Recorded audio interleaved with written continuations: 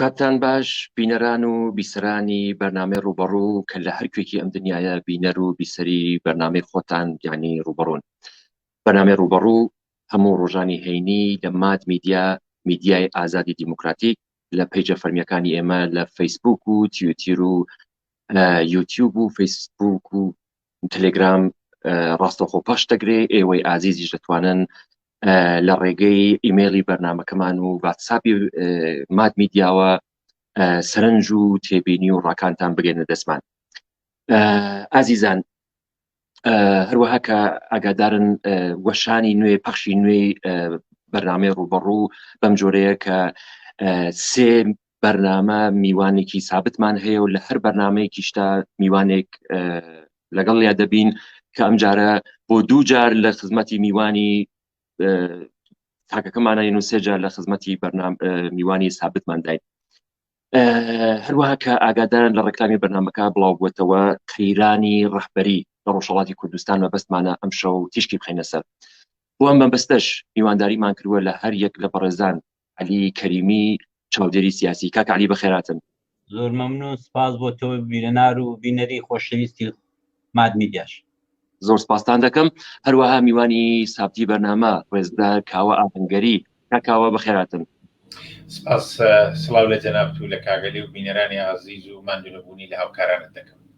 زۆر سپاسان دەکەم. پێشەوەش مەلای میوانانی خۆشەویستم ئازیزان، ئێوە دەتوانن لە ڕێگەی کۆمنتەوە ڕاستەوخۆ پرسیارەکانتان ئاراستەی میوانانی بەرنامەکەم بکەن. ئەچمە خزمەتی کاک عەلی. کاک عەلی، قەیرانی ڕەهبەری هەروەها کە لە کۆتایی بەرنامەی ڕابردوودا ئێمە باسمان لێو کردو پێشنیار کرا بۆ ئەم بەرنامەی ئەم هەفتەیە لە خزمەت هەردوو بەڕێستان نابین. قەیرانی ڕەهبەری لە ناو بزوتنەوەی ڕزگاری خوازی ڕۆژهەڵاتی کوردستان چۆن پێناسە دەکەن؟ بفەرموون. زۆر سپاس کاکە جەماڵجان، بە خێراتی کاکاوەش دەکەین. هیوادارم توانین بەرنامێکی مفید بۆ ئەو یەک سەعاتەی بۆ بینەرانی بەڕێزی تۆ ڕێوە بەرین. حقیقەتەوەیە کە ئەگەر بێنین تۆ بەڕاستی دەست لەسەر دڵمان دابنین و سادقانە قسە بکەین، کێشەی ڕاهبەری ڕۆژهەڵاتی کوردستان لە قەیران دەرچۆ، یعنی کارەسات، یعنی حقیقەت من دەمێکە فکوسم خستۆتە سەر ئەوەی کە واقعان ئێمەی کوردی ڕۆژهەڵات لە کوێی واقعەکانی چەندین جاریش لە نووسین و لە مقابلەکان وانەدا باسی ئەوم کردووە کە من زۆر جار لە بۆنە و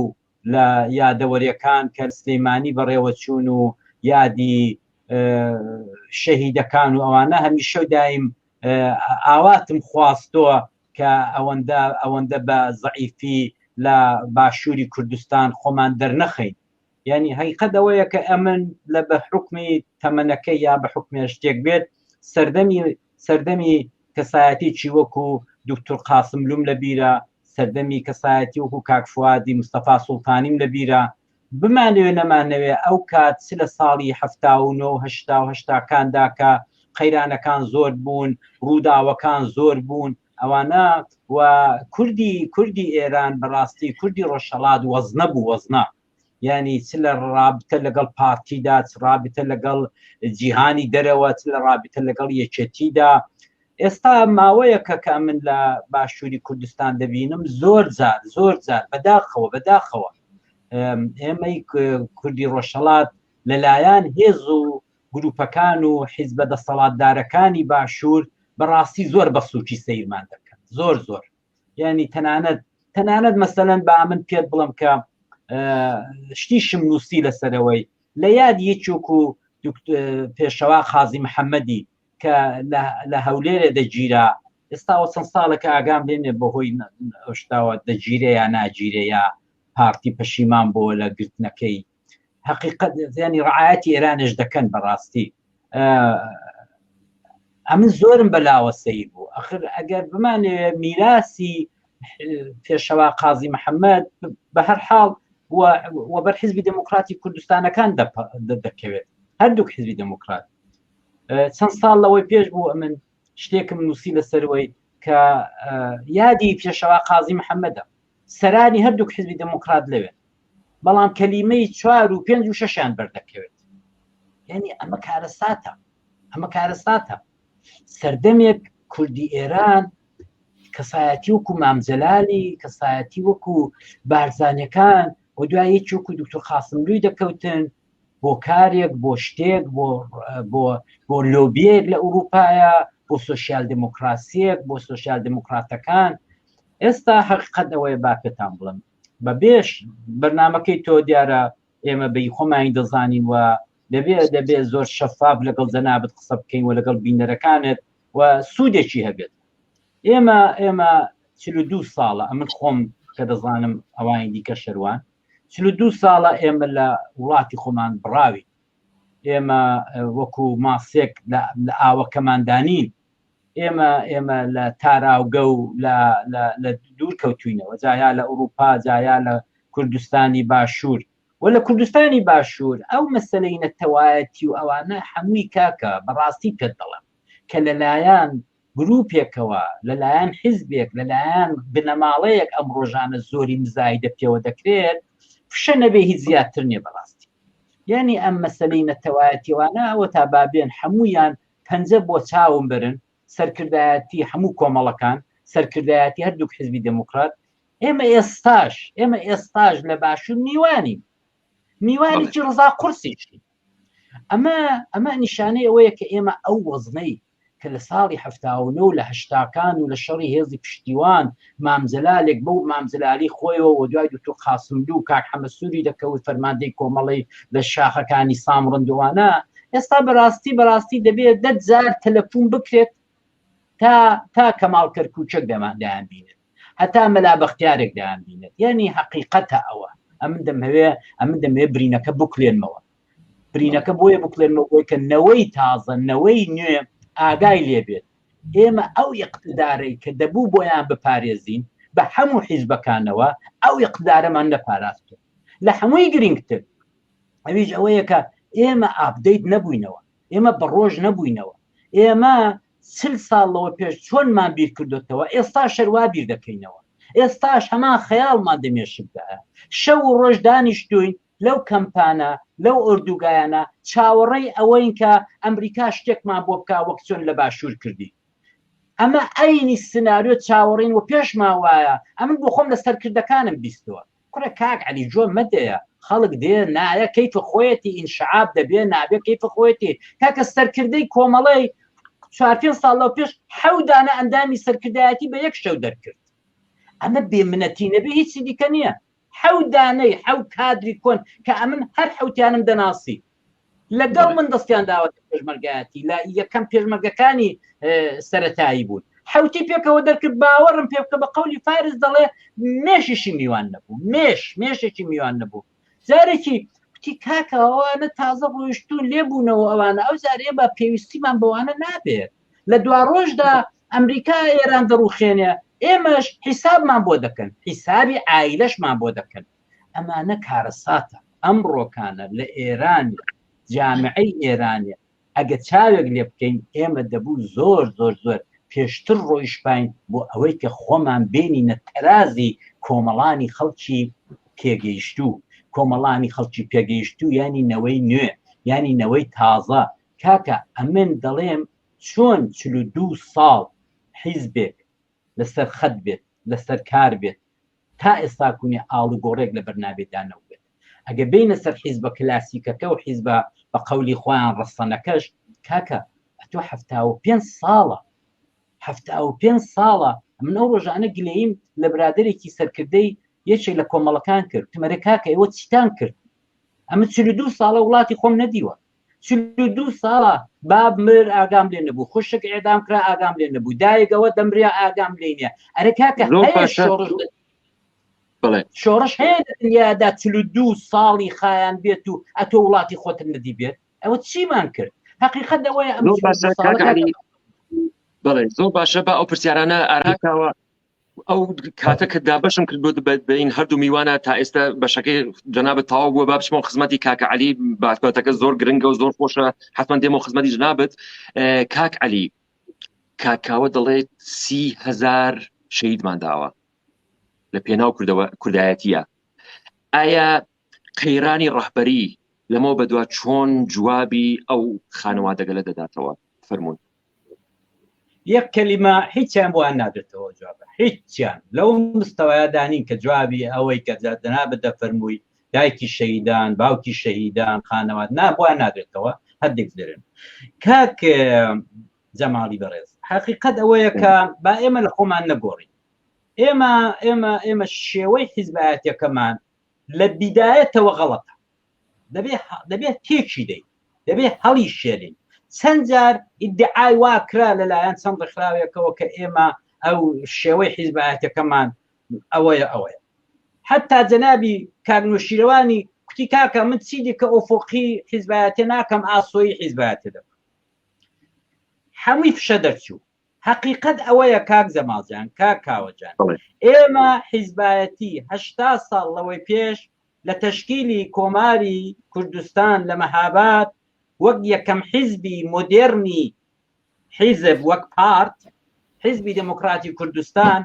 ئێمە لەسەر دەستی سۆڤێت دروست بووین. سۆڤێت نا حیزبی بۆلشویک نا لەسەر دەستی ستالینی دروست بووین، ستالینیش نا لەسەر دەستی هەڵقە بەجۆیەکی کۆیلەی ستالینی کە پێی دەڵم باقرۆف. یعنی نوسخەی حیزبە شەرقیەکان هاتە وڵاتی ئێمە ئێستاش دوای 75 ساڵ نازانم فارس چی کردووە، نازانم ئازەری چی کردووە، دەزانم بەڵام دەزانم کە ئێمە لەو خەتە لامان نەداوە. لە دوای کۆمەڵێژیەکە کە حیزبی دموکراتە کە پارتی دموکراتی کوردستانە کە یەکێتی نیشتیمانێک تەنانەت کە گۆڕانە تەنانەت کۆمەڵە و حیزبی کۆمۆنیستەکەشی ئێمە لەو خەتە ڕامان نەداوە. ئەو خەتە چیە؟ پێمان دەڵێ سانترالیزمی دموکراتیک. سانترالیزمی دموکراتی دیانی ئەوەی کە دەسەڵات لە نوچی هەرەمە، دەسەڵات هەرەمیە و ئەوەی خوارێک کادرە سەرکردایەتێ چیچێ هەمووی دەخزمەتی نوچی هەرەمەکەدایە. بۆیە حیزب لە وڵاتی من و تۆ وای لێ هاتۆ حیزب بۆتە مڵکێکی باش، وەک چۆن کابرا کارخانەیەکی گەورەی هەیە، وەک چۆن کابرا باغێکی گەورەی هەیە مڵکی خۆیەتی، ئەوڕۆ لە وڵاتی مەش حیزبایەتی مڵکە، یعنی باشترین کەسابەتیشە. یعنی ئەگەر فلان کەس کە بانیاوی کەس نەیبی قەیدە ناکات، ئەگەر فلان کەس کە ئەوڕۆ پیر و ئەوە بووە لەناو کۆمەڵی لەناو دموکراتی، ئەگەر چوو بە هەر بیزنسێکی دیکەی کردبایە، ئەگەر چوو بە باوکی هەر سەروەتێکی دیکەی بۆ بەجێشبایە، بەقەد ئەوەی کە لە دەفتەر سیاسی لە کۆمیتە مەرکەزی مستەفید دەبێ لەو بیزنسەی خۆیدا مستەفید نەدەبوو. چۆن مستەفیدە؟ کابرا 32 ساڵە ئەمن دەیناسم، 1 و 2 و 3 نا، هەر ئێستا دەڵی دایان بژێرم، ئەگەر بۆ بەرنامەکە جایزە هەمووان دەڵم ببێت تعارف. 32 ساڵە نەکاری کردووە، نەوەک من و تۆ قاپی شۆریوە، نەوەک من و تۆ تەرجمەی کردووە بۆ خۆی بە کەیفە خۆی بە ناوی ئەوەی کە سەرکردایەتی حیزبە دێتە ئەوروپا جەولەی دەکا بە 6 مانگ. من و تۆ کە هەوادارین پەزیرایی لێ دەکەین، ئەو پەڕی خۆشی 4 مانگ 5 مانگی دەگوزارێنێ، ژن و منداڵی ئەوە سۆشیال بە خێویان دەکات. کورە کاکە ئەمە چۆن حیزبایەتی ئاوا دەکرێت؟ ئەخ چۆن دەکرێت؟ لەو لاشەوە گروپ ئۆردوگایەکی گەورەمان داناوە لە سلەیمانی لە کۆیە، ئەو پێشمەرگانە هەموو لەوێ خەریکن دەیگوزارێنن. ئەمە نەک کادری حرفەیی دروست دەبێ ئاوا، نە ئەوەی کە ئێمە بەو ڕێگایە دەتوانین شێوەی حیزبایەتەکە بگۆڕین. کاک جەماڵجان کارە ساتە 75 ساڵ حیزبێک هەر لە تاراوگە بێت، حیزبێک هەر لە منفادا بێت، کارە ساتە لە دنیادا نمونەی نییە. دێمە خوارتر ئەگەر حیزبی دموکرات 75 ساڵە کۆمەڵەجەوە بوو بە 45 ساڵ. یعنی ئەمە کارە ساتە ئەتۆ هەنگاوێک کێشێک جا خۆشەکەی دەوەیدایە هەردووگلا فەخر و شانازیان کە بەڕێی من ئەمە شکستە، بەڕێی من ئەمە عەیبە پیاو باسی بکات. دێن ئیفتخار و شانازیان تعدادی شەهیدەکانە. کورە کاکە ئەو شەهیدانە خۆ کاکە خۆ لە حەوایڕە نەهاتوونە خوارێ، ڕوحن گیانیان هەبووە، ئینسان نازداری دایک و بابیان بوون. ئەتو هەر بەڕاحەت دەڵێ وڵا 10,000 شەهیدم هەیە، 5,000 شەهیدم هەیە. دەڵێم کاکە برادێک لە ساڵی 86 من لە ئاگام لێ لە نزیک یەکەم لەبیرم نەماوە یەکەمین شعابی حیزبی دموکرات بوو، یەکەمین شعابی بێجگە لە کۆنگرەی چوار لە شاخ ئەوە بوو کە ڕێبەرایەتی شۆڕژگەریان لێ دروست کرد. ڕێبەرایەتی شۆڕژگەر گوتیان شەوێ بەرحاڵ ئەو دەستی بەسەرویداگرێ و دەستی بەسەرویداگرت برادەرێک چوو بوو لە پێشدا ڕووی لە ئینتشارات کرد بوو عەکسی شەهیدەکان و وێنەی شەهیدەکانی بردبوو ئەوە بووە من شەهیدێک لە ئاخرەکەیدا ڕسمەکەی هاتبوو لە نێو حیزبێدا خۆشەویست نەبوو تازە خوا عافوی کردە ناوینایەنم گوتبووی ئەوە بۆ ئەو لای یعنی ئەوەی کە بۆتە فەخر و شانازی بۆتە ڕابردووی مبارزاتی بە قەولی خۆمان دەڵێین بۆتە ئەوەی کە چەند شەهیدمانێ کڕۆ عەیبە کڕۆ زۆر کارە ساتە بەڕاستی دەڵێم یعنی ئێوەی کە ئەمن دەڵم ئابدەیت نەبووینەوە لە زۆر بابەتەوە مەسەلەن دوودانە هەڵەی زۆر زۆر گەورە زۆر زۆر گەورەی هەم دموکراتم کۆمەڵە ئەم خەباتەی کە بمانەوێ نەمانەوێ لە ساڵی 1970 ڕێفراندۆمێک کرا کە هەمووی میلەتی ئێران بەو ئەو دەمی نازانم 39 میلیۆن شتێکی وا بوو هەمووی هاتە پای ڕێفراندۆم ئەرێ ئا بۆ جمهوری ئیسلامی یاننا ئەمن ئێستا شانازی بنەتەوەکەی خۆم دەکەم کەوتینە بە هەموویانەوە بەڵام لەو دەمێوە ئەتۆ وەرە بزانە ئێمە یەکێک لە هەر ڕادیکاڵەکانی هەمووی ئێرانێ بوو تۆ وەرە بزانە چمان بەسەر خۆمان هێنا حیزبی دموکرات بەو ئیقتدارێک کە هەیبوو بەو پاش هەبوو کە حیزبی قازی محەممەد و چی هەستا چوو تەسلیمی مەریەمی ڕەزەوی بوو هەستا چوو لە شوڕای ملی مقاومەتەوە ئەوە کارەساتە ئەمن قەت لە بیرم ناچێت هەرچەند تازە خوا عافوی کردو بە ڕەحمەتی خوای چووە ئەو دەم سکرتێری حیزبی دموکرات کاک زەلیلی گادانی بوو هی ئەو لای لە ستۆکهۆڵمە سمینارێکی کرد ئەمن لەوێ بووم زۆر کەسیش لەوێ بوو هێنی ئەوەندەم بەلاوە سەیر بوو خۆم پێڕانە گیرا هەستامە حەوا کوتم کاک زەلیل ئەتۆ چۆن دەڵێ ئەمن ئیفتخار دەکەم دوێنێ پێرێک کە هاتووم لە پاریسەوە لە خزمەت ڕێیجوبوری ئایندەی ئێرانە مەڕیمی ڕەزەویدا بوو ڕوتم بابە ئەوانە کوردی عێراقیان لە ڕاپەڕینەکەیدا کوڕکاکە قەلاچۆ کرد کاکە قەتڵیعامیان کردن لە گەرمیان ئەمن برادری نزیکم کە عوسمانی حاجی مەحموود کە ئێستوەزیری ناوخۆ بوودایە ئێستا کوونێ لە دانیشتۆ لە ماڵەیە ینی ئەو دەم فەرماندەیەکی گەورەی یەکێتی نیشتیمانی بوو دە یەک ڕۆژدا مجاهیدینی خەڵق هەم باوکی هەم براکەیان کوشت ئەنێ مەشهورەوە ئەتۆ چۆن هاتووی لە ستۆکهۆڵمێ دانیشتی بەرامبەری من دەڵێ ئەمن شانازی دەکەم کە پێرە شێوە دوێنە شێوە هەرچەند ئەمن لە خزمەت ڕێی جمهوری ئایندەی ئێراندا بوو کاکە برادری دیکەمان هەیە باو قسەشتەوە هەستا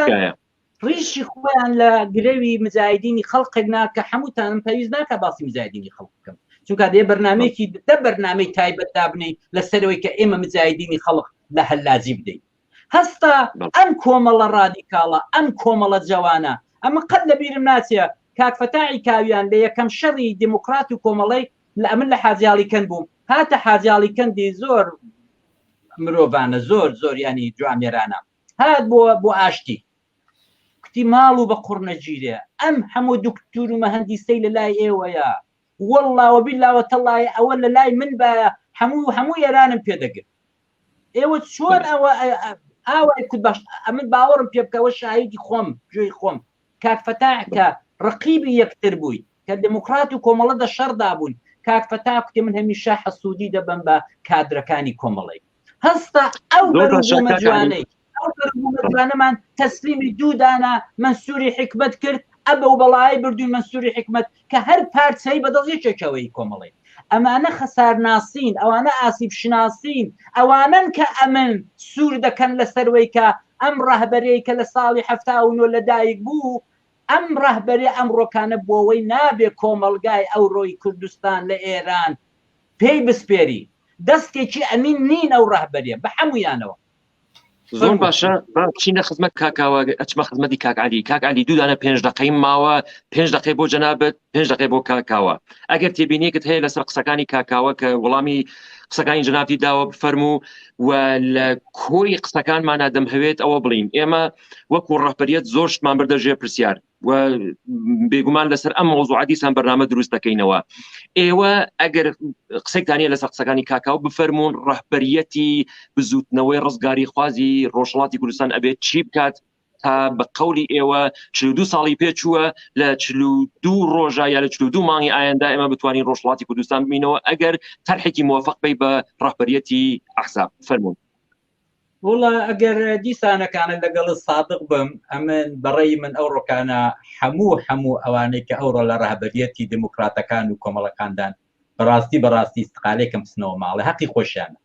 بەو پەڕی حرمەتەوە من بەش بە حاڵی خۆم دەسەڵات نیم ماشێنیان بۆ بکرم یا خانویان بۆ بکرم یا باڵسەتەجان بۆ بکمەوە بەڵام ئەوەندەم لە دەست دێت تاکوونە ماوم حرمەتیان بگرم و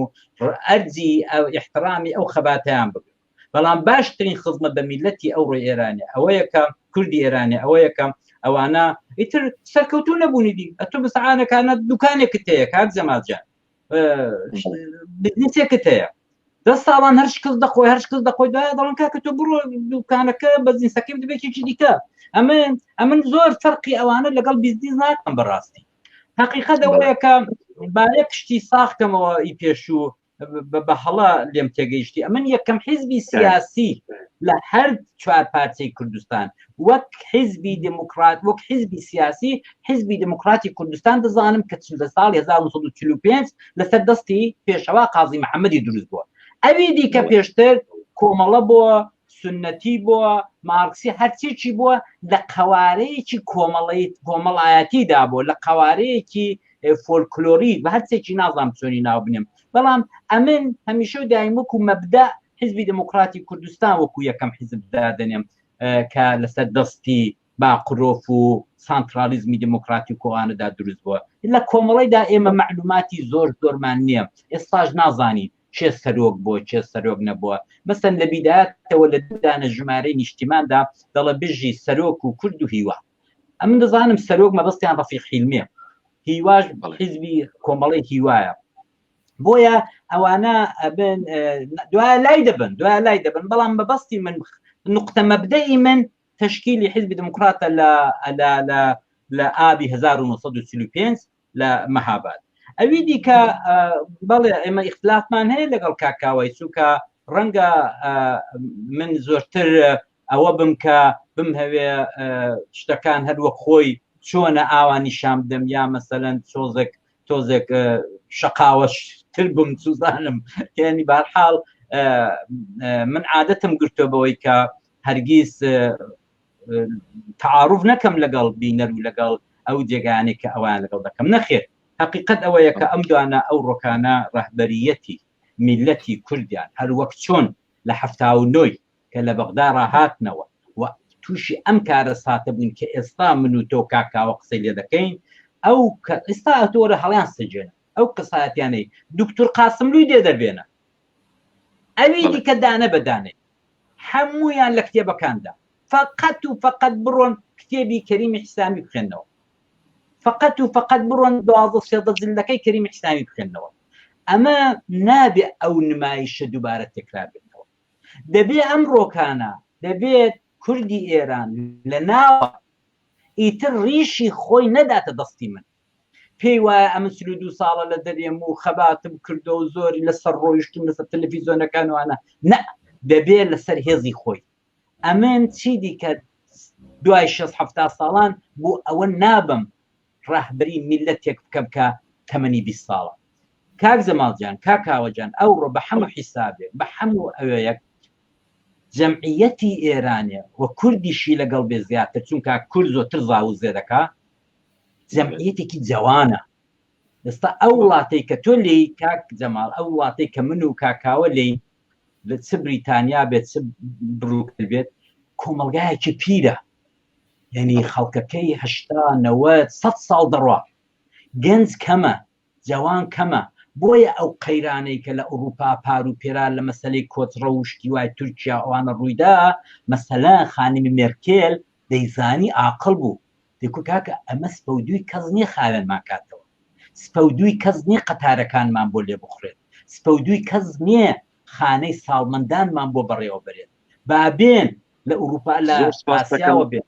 بەڵام ئەمە دەبێت ئەو ڕۆکانە ئەوەیان لە پێش چاو بێت ئەو ڕۆجەقیەتی ئێرانێ 70% بە تایبەت ڕۆژهەڵاتی کوردستان ئەو خەڵکانن کە من و فلان لە سەرکردایەتی فلان حیزب و فلان حیزب نەماندیوە ئەگەر ئێمە هاتوونە دەرێ ئەوان لە دایک نەبوون ینی ژێرەوەی 30 ساڵن ژێرەوەی 35 ساڵن فقط و فقط ئەو نقطەیان لەبیر بێت کە ئێمە ئیتر بۆ ئەو ڕۆ بۆ ڕەهبەری ئەو میلەتە نابین. زۆر سپاس دەکەم ئەچمە خزمەتی